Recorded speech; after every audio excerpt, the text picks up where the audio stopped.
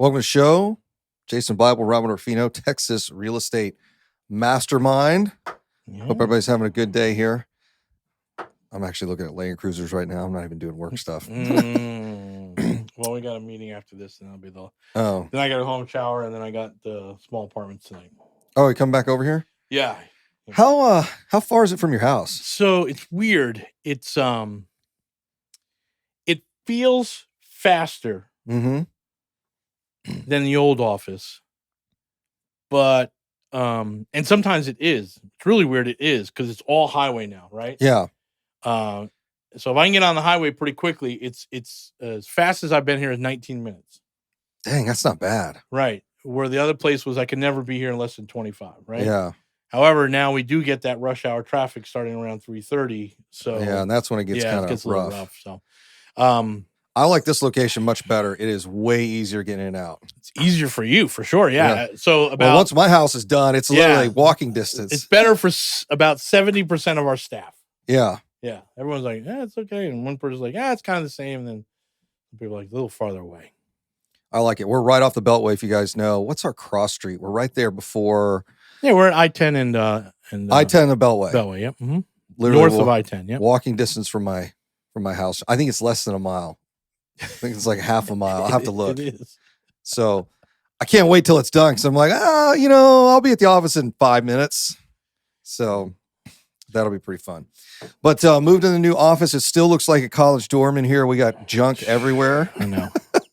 The classroom is set up for this weekend, though. We are ready. We do have a 2-day class coming up this weekend. Definitely want to check it out. Go to Mrtxre. It's about buying and holding. Even in this marketplace, it's about buying and holding, finding deals, and getting yourself set up for some real wealth creation. Yeah. So let's review our summer a little bit because we haven't done this a lot. And now that we have this new studio set up in a new office, we want to be able to do something live every week and then do a recorded one. So, hold on one second. Just this in.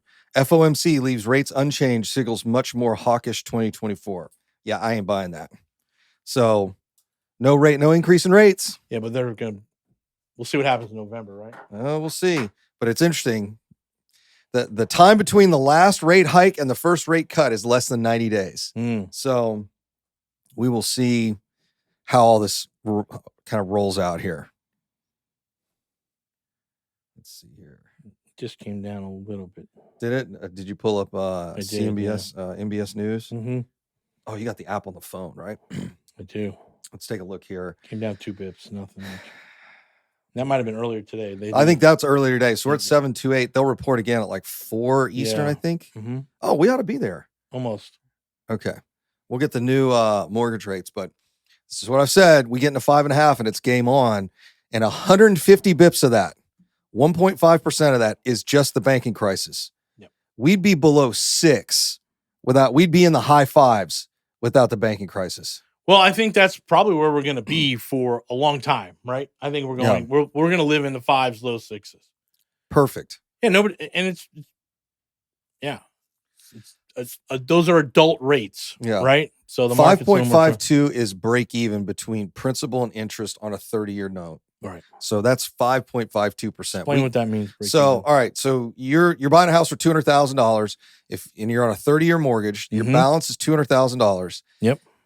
At the end of 30 years, 360 months, you will have paid as much in interest as you have on the mortgage. So your principal balance would have been $200,000. You paid $200,000 in interest over 30 years. Gotcha. That's what that means. Yeah. So for investors and all that stuff, I mean, the era of cheap money is over until the next major crisis, right? Yeah, which could be the election. Could be something. Yeah, could be anything, right? So the cheap money's gone. And, you should be prepared for mid-5s as a homeowner, and maybe you'll be able to buy that down 0.5 point, right? You'll be able to take it to 5. Those are all fine. Those numbers work great. And as an investor, you're going to be looking at those non-QM loans between 6 and 7%. Right now, they're between 8 and 9%. So that would be great to drop off 2 whole percentage points off that 30-year fixed long-term financing. Right now, we're doing 5-year interest only. Yeah. 5-year IOs are they 5 or 3 year prepays? I hadn't looked in a while. They're 3-year prepays, and it's in the 7s. Really? Yeah. Is that the one she's working on now? Yeah. Interesting. Yeah. So, again, if you're an investor, we say it all the time in our 2-day class. Who's in charge of your investment career? And all the guys, pump up. I am. I'm going to make or break it. I'm going to be the guy. I'm going to, pull my. I'm like, no. There's a person called the underwriter, and they're sitting in a cubicle somewhere in Greensville, South Carolina, or Agora Hills, California, or Austin, Texas, or Connecticut, right outside of New York City. Just someone who pulls up your file, opens it up, and they're making decisions on whether you're going to create wealth or not. And so understanding the mortgage rates and the mortgage market is really, really important. And we do understand it. And we told our investors and our lenders and our mastermind and anyone that would listen that, hey, the next 18 months are going to be tough. Mm-hmm. Well, I'll give you one right now. Government shutdown is looming. Yeah.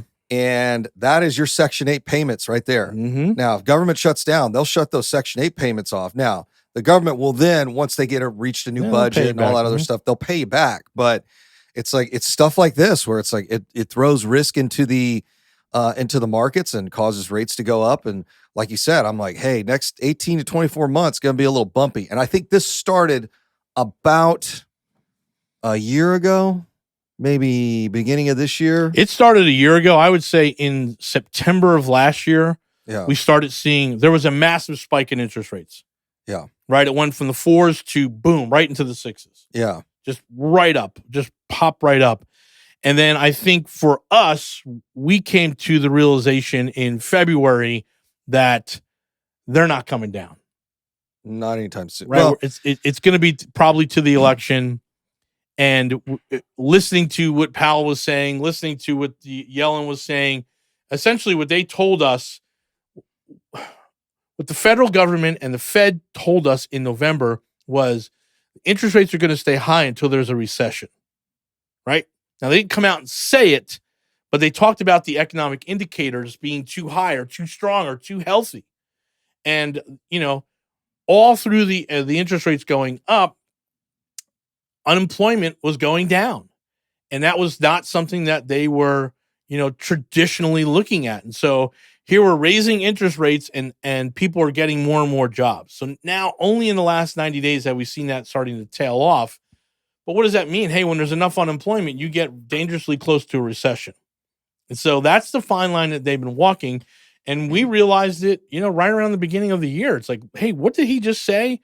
Yeah, she just said that. Wow, that's crazy. That's pretty crazy. They are essentially betting against the U.S. economy. Which you never win that battle. Right. No one has ever won that battle. Now, I understand that they're worried about stagnation. I understand that. Hey, they looked at it and, hey, where are the trends where interest rates and inflation went up? Well, it was, in the 70s in the Carter, and that was driven by, the cost of fuel went from, 25 cents a gallon to all, doubled, tripled in less than a decade. Well, and that's what I was going to say. Like, if they came out today and hiked rates because of the CPI, I'm like, do you guys not read the report? Right. Most of the increase in the CPI right now is fuel costs. Right. We're going to be at $100 a barrel here pretty soon. I think we're at 95 right now. So that is a huge weighing heavily on households right now is the increase in fuel costs. And so they're concerned, and as much as I can suppose, is, hey, we don't want to have a wasted decade. So we're going to do some aggressive things in order to avoid that 4 to 5 years of stagnation that Carter and the beginning of the Reagan administration had, right? Because that was their only really reference point to this. But in order to do that, they had to root for unemployment, right? And they're basically rooting for the slowdown in the job market. They want to see wholesale goods take a bit of a dive, and they want to control inflation. Yeah, if you look at this, we hit the WTI, West Texas Intermediary, June 2022. We're at $114 a barrel. Yeah.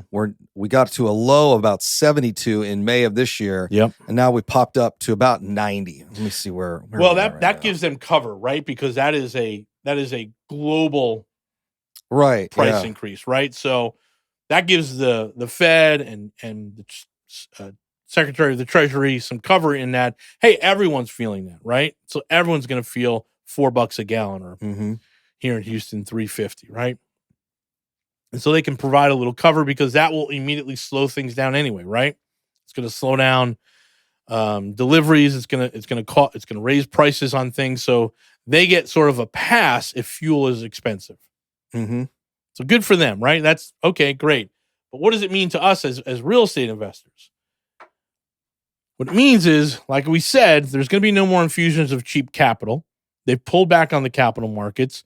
They want cash to be expensive so prices can get under control. And they are betting that people, there are a lot less flippers out there. I mean, listen, we'll talk to every hard money lender in the world, and publicly they're going to say how great everything is, right? Everything's great. Hey, how's it going? We were at lunch today, right? Hard money lender there. Hey, how's it going? Oh, it's going great. But the code word from the hard money lenders that everyone is saying is ready, Jason? What's that? It sounds familiar. We have our regulars that we work with. Oh, yeah. Yeah. So what they're saying is there's no new investors in the market.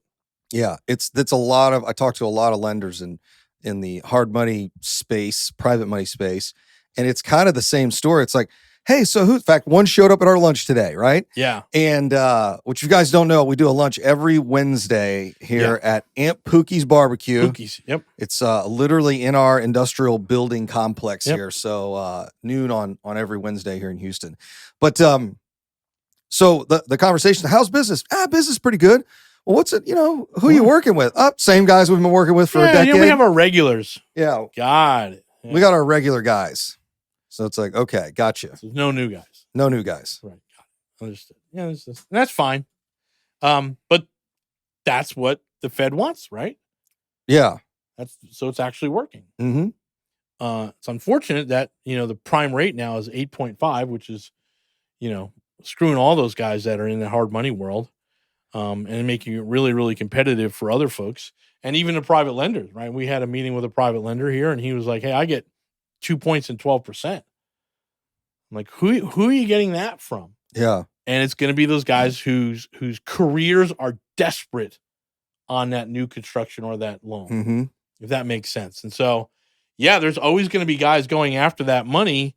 And it's unfortunate, right? Because it's a contractor who absolutely needs the job. It's the guy that we talk about all the time. So, again, we know plenty of contractors who are also flippers, right? And designers and all the other stuff, right?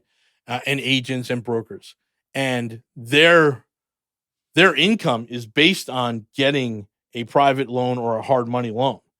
Yeah, so this is something I think you see a lot more in California, right? You saw it all the time where it's, wife's a realtor, hubby's a GC, and they need the inventory to feed both their businesses. That's right. He can add some fees, obviously. Yeah. He makes his money on the construction side. She typically makes her money on the listing side. So that's kind of how it, and we're going to start to see that in Houston as prices continue to increase. Well, those are the regulars that they're talking about. Right, yeah. Those are the people that have to buy a house, a distressed property, renovate it, and either hold it, refi it into a hold, or sell it because that's their business model. They have to do that. They cannot survive without that. Yeah. And so those are the regulars that we talk to hard money folks about. Yeah. We totally get it, right? Which means, John and Sally, who's, semi-retired with $500,000 to play with, like there's no backpack to buy, there's no bus to get on because they're not going to be able to do the flip. That right, yeah. The marketplace is closed for them. So again, we've seen it. We kind of looked at it. We understood what's going on in the marketplace all the way back in February, and we had to make some decisions. So, on top of that, taxes, massive increase in taxes. And if you have your homestead, obviously you've seen tax increase. But just know that those of us that own rental properties, we saw double the amount of increase you saw on your single family homestead. Oh yeah, easily. Yep. We've seen interest rates, we've seen insurance 75, 80, 90, 100% increases on insurance. I was, Robert Martinez put out his webinar and I watched it. And I think on that one deal, it went from, was it $700 a door to like $1,100 a door? Carry. That is crazy. Right. Absolutely crazy. So you get hit with taxes, insurance, and then increase in interest rates. A lot of these deals don't work. Yeah. So that insurance, taxes, the cost of construction has gone up. I mean, the guy who's going to work finishing up your house, he's a great guy, really reliable, but he's over $300 a day now. Really? Yeah. Wow. He's a guy 5 years ago you got for $150 a day. He's doubled, right? Wow. Because all his and you know he's living in he's gas is a really big thing. The price of gasoline is huge for him, right? We're sending them all over the place. Yeah. So it's Prius time, boys. Yeah, well, it's Cybertruck. So we saw that in going up. Our construction costs have gone up, materials have gone up. New building codes in most of Texas took place this year. So we have all of that stuff that's gone up. And, you know, if your business model is what we're doing, we took a big hit on cash flow. Yeah. There's just no doubt about it. And we had to let some of our investors know, hey, we're going to need to raise some more capital, or hey, we're going to need to sell some assets, or hey, we're going to try and sell these shares that we never sold to begin with, right? We need some infusion of cash to keep things going. And when you make that announcement, that's change, and people don't like change. I think we've had some really interesting conversations with some of our investors. And one of the things was, and you brought this up, this individual was, hey, real concerned. Great. Everybody is right now. And you just had to, he was kind of going off, right? Yep. And you just had to stop him and say, hey, man, just to let you know, no one's lost money. No one's losing any money. Yep. So there's no foreclosure. There's no deals going bad. Like, there is none of that. These deals are going to need additional capital to get them through over the next 6, 12, 18 months. Yeah, for sure. But nobody's lost any money. And you look at our projections, here's what we know about real estate. You hold on to it long enough, it keeps going up, right?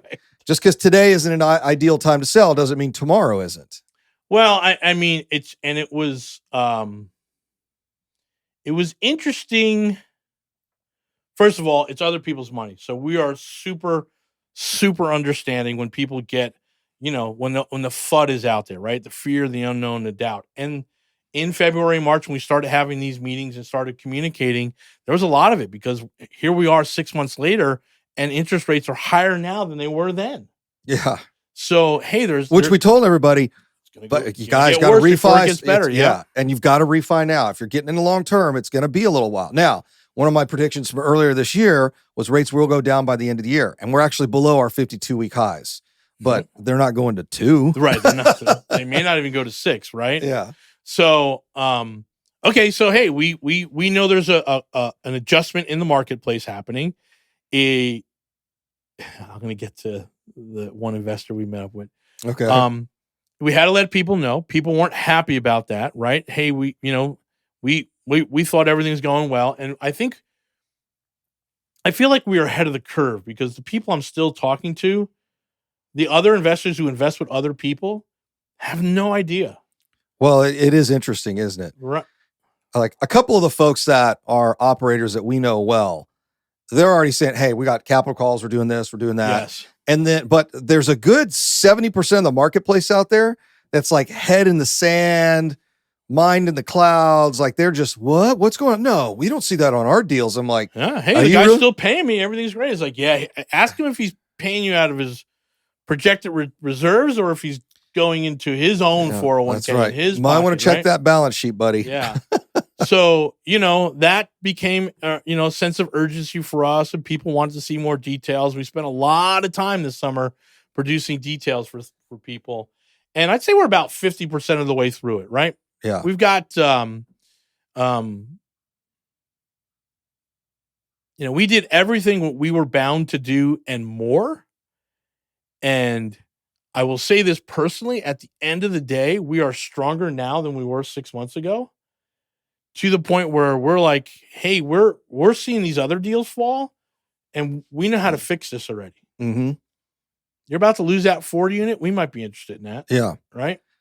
And so we get. I noticed this. One of our servicing companies, which we have a lot of loans with, sends out deals. Yes. Meaning They've already gone through foreclosure. Yes. This is the company that services our loans. Yes. We are now getting their deals, and it's from all over the country. But most of the ones we're getting are here in Texas. And I'm like, oh, I know that one. I think I know who bought that. Right. So it's getting really interesting. We've already gone through the hard part of it, like you said. And so we're kind of ready for this. We did the bucket of ice water on everyone, right? Yeah, the ice water challenge. And people had to wake up, and they weren't happy about it because it's change. I get it. I totally understand it. And, we're super concerned, and we take other people's money very, very seriously. We absolutely do. Now, we wish we could make this all go away. We wish rates were down at one point we were getting non-QM stuff under 6. Yeah. Right. Oh, yeah. And then insurance was half the price it was, and taxes were down, and it was all good. It's not there now. So we're making adjustments. We're about halfway through that period.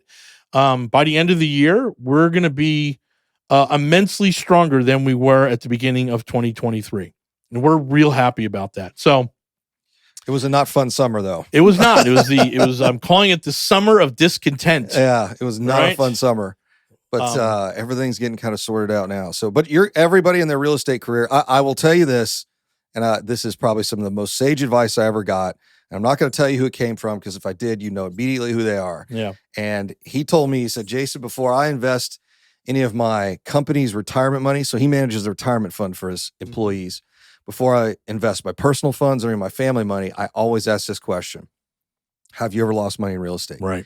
And if the answer is no, and I said, well, of course. And then I said, wait a minute, why do you ask this? He said, because if the answer is no, you're either inexperienced or a liar. Right. So when I talk to people and they go, oh yeah, man, I'm just crushing it out there, even though rates have doubled. Yeah. And how's business? Business is great. Business is great. Yeah, oh, I got my regulars. Got it. Gotcha. Yeah. I'm like, oh, okay. All right. You haven't lost any money. Everything's great. I'm like, okay.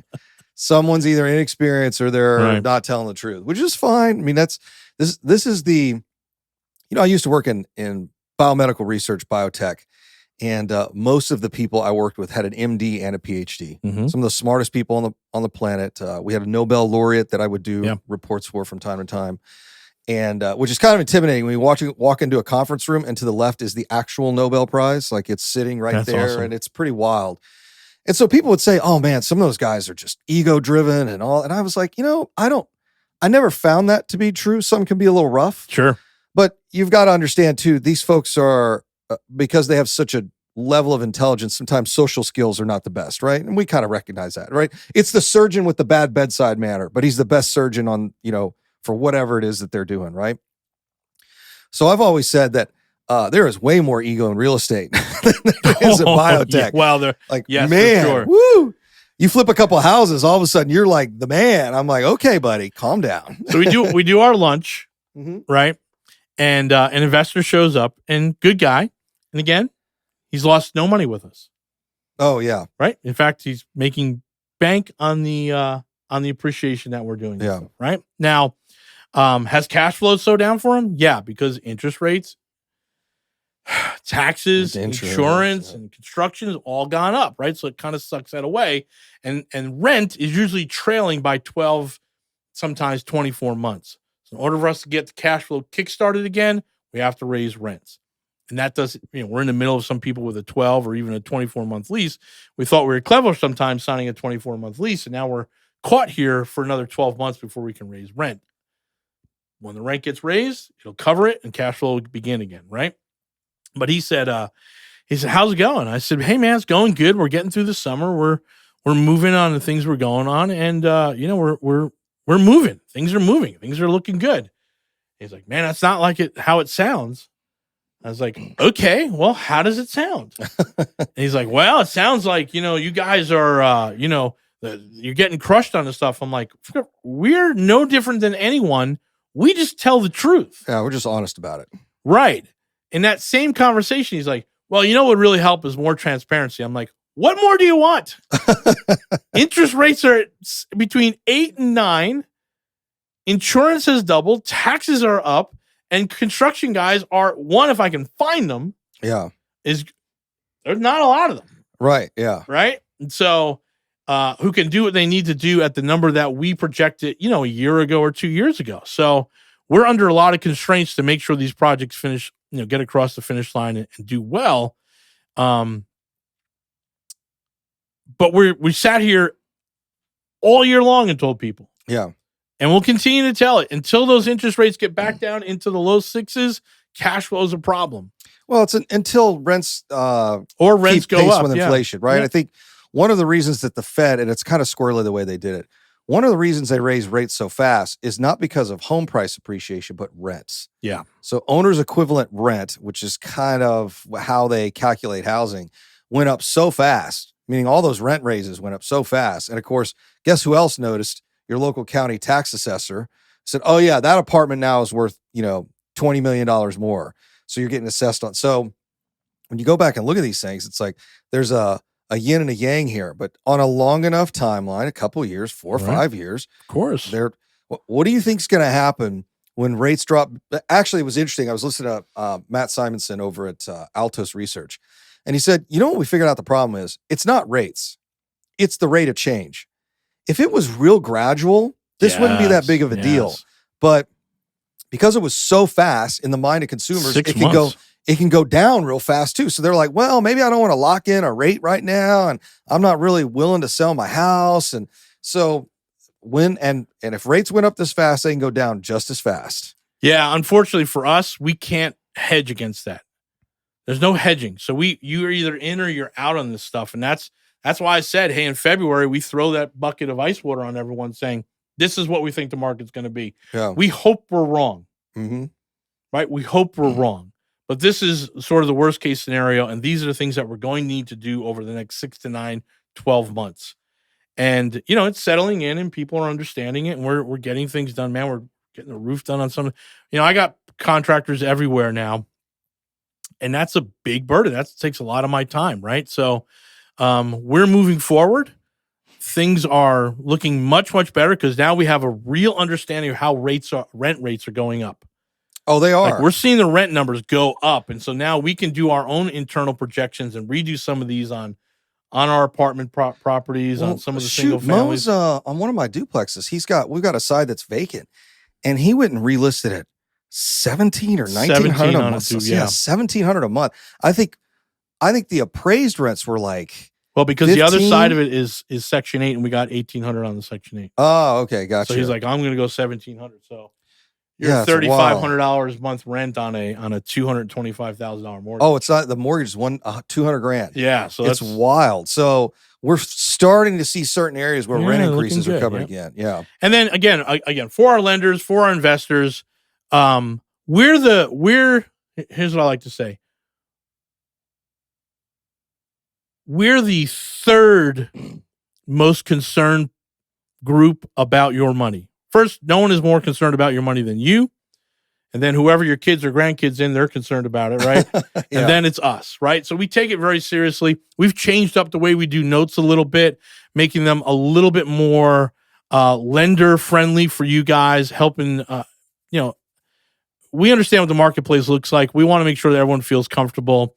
So, we're doing what we have to do. We're about halfway through it, but now we're really accelerating to the end. So I'd say by the end of the year, we should have a real good outlook on what 2024, 2025 is going to look like. When did we buy Baytown? 22? Yeah. So I'm looking at this. In 21, rents were up 9%. 22, rents are up 5%. This year to date, they're up 2%. So as we were going through that contracting and purchasing process, 9.5 is 14 plus another 2 is 16. They're up 16% since we started doing that deal. Yeah. And our taxes and insurance up? Absolutely. Yeah. But 16% is pretty big. And there's not much market data for 3 and 4 beds here. So it's going to be, when we get that project done, it's going to be really interesting. Really interesting. So it's, in fact, they got rent growth for all of Houston, and it's coming.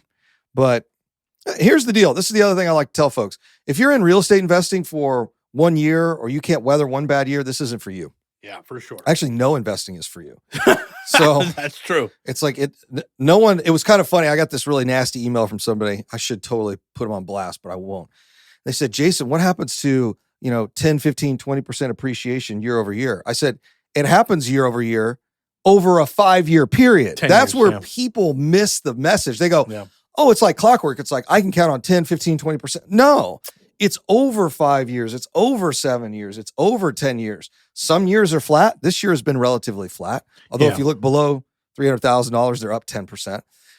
But over 5 years, you'll get 1 or 2 years that are 4, 5, 6%. Then you'll get 10 and 15 for like 1 year. Yeah, So, let's for new investors or just sort of casual investors, let's make sure you understand. National mortgage data or national home sale data is worthless to you. oh, completely worthless. It's worthless. You can't, it's like, oh my God, houses are down 2.9%. We're like, okay, but not the houses that we've bought, right? We're in the bottom third of the marketplace, and that marketplace has gone up. Even this year has gone up double digits. So when you're looking, if you're just thinking about real estate investment from a national perspective and using national data, it doesn't work. You got to dig deep, right? You got to look at those HAR reports. You got to look at Zillow trends. They'll tell you how many they're sold, how many on the market, how many pulled off the market. There's a lot of data out there for you. But if you're just sort of part-time or, a little laissez-faire about it, then yeah, you're going to look at stuff on CNN or CNBC, and you're going to be like, oh, I'm nervous because this went down. It's like, no. That data may be true for Iowa, but it ain't for $150,000 sub pricing per door in Houston. We're seeing 10 to 12% increases on that. So you just have to be aware of this stuff. It's very localized, and it's very micro when you look at the stuff. And again, I think we do a lot of analytics. We're probably the most out of everybody, out of everyone, and we're super confident in our numbers. And so we're confident that all the properties we have are going to see much great numbers in the next 2 to 3 years. We think once the interest rates go below 6, the marketplace will open back up. The pricing will go back up, kind of like we did with COVID when there was all that pent up demand. Again, if we can get down those interest rates near 5, I think the average homeowner it's going to be a massive marketplace. Oh yeah. And that will help us because then our loans on our stuff that we're doing for 5, 7, 10, 30 year on our investment properties will be in the 6s. And down from the 9s and the 6s is a massive change in cash flow per month. So we're excited for 2024. We're excited for everything that we've learned this year. I mean, we'll do a whole show on lessons learned. It'll be in the book. Yeah, it's definitely it'll be in the book. But for sure, the things that we learned and, again, taking our business to the next level, right? If that makes sense to you, like we're sort of dealing with a lot more of professionals now at our level. We've washed out a lot of the looky-loos and the folks that are just kind of, hey, I'm big toe in. Yeah. And we start dealing with more professionals, and we're seeing how those professionals deal with and getting referrals. Hey, you need to set up with this guy. You need to set up with that guy. Our business is for certain stronger than it has been at the beginning of the year. Now, do we have more challenges? Yes. But we are fortified by the lessons that we learned over the summer and the spring.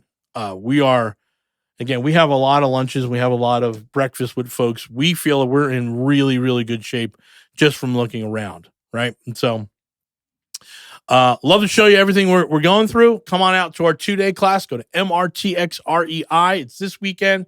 We're now doing it online, and we'll soon see you guys in Southern California. So Mrtxre. Go there and check it out. Anything else? Well, that'll do it. Yeah. So, hey, love to see you. Our office is almost done. Love to see you over here for some events, and then we'll do a grand opening pretty soon. Thanks, guys.